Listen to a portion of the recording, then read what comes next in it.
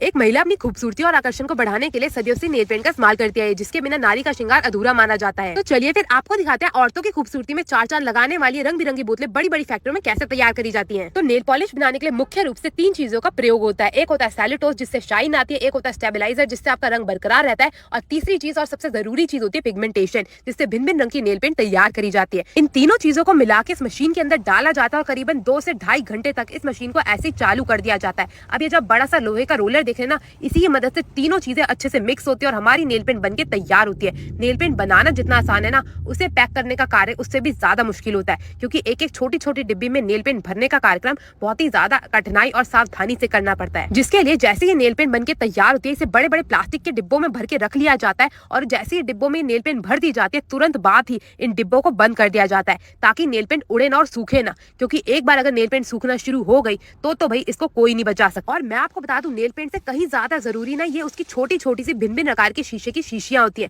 क्योंकि इनके बिना तो भाई नेल पेंट सूख के सुपारी बन जाएगी। तो अब एक एक करके सारी की सारी शीशियों को एक लाइन में लगा दिया जाएगा, और उसके बाद भिन्न भिन्न रंग के भरने का कार्यक्रम शुरू करा जाएगा। अब एक रंग का ये प्लास्टिक का डिब्बा ले लिया गया है, इसे छोटी शीशी के अंदर इस रंग को डाला जाएगा। यहाँ पे लाल रंग का सबसे पहले चयन करा गया है। मैं आपको बता दूं, लाल हो या गुलाबी, इनमें भी बहुत प्रकार के रंग होते हैं। कोई गाढ़ा गुलाबी होता है, कोई हल्का गुलाबी होता है, कोई शाइन वाला गुलाबी होता है, कोई बिना शाइन वाला गुलाबी होता है, और ये आ गया हमारा ऑरेंज रंग। एक एक करके सारी शीशियों में रंग को भर के तैयार कर लिया जाएगा। आप यहाँ पे देख सकते हैं, कोई लाल आपको थोड़ा सा ज्यादा गाढ़ा दिखेगा, तो कोई लाल आपको बिल्कुल हल्का सा लाल दिखेगा। एक एक करके सारी शीशियों में भर लिया जाएगा रंग को। आजकल वैसे लाल और गुलाबी के अलावा हरे, नीले, पीले रंग का भी बहुत ही बढ़िया जमाना चल रहा है। अब एक एक करके इन शीशियों में रंग को कुप्पी की मदद से भर दिया जाएगा। तो सबसे पहले यहाँ पे भूरे रंग की शीशियों को भरा जा रहा है, उसके बाद ये आ गई हमारी गुलाबी रंग की शीशियां, तो एक एक करके गुलाबी रंग की शीशियों को भी भर दिया जाएगा। उसके बाद बारी आ गई लाल रंग की शीशियों की, तो एक एक करके लाल रंग की शीशियां भी भर दी जाएंगी। आप यहाँ पे देख सकते हैं कितनी मेहनत से एक एक शीशी में रंग भरा जाता है, और जैसे ही एक एक करके शीशियों में रंग भरने का कार्यक्रम पूरा हो जाएगा, उसके बाद इनको ढकने का भी कार्यक्रम शुरू करा जाएगा।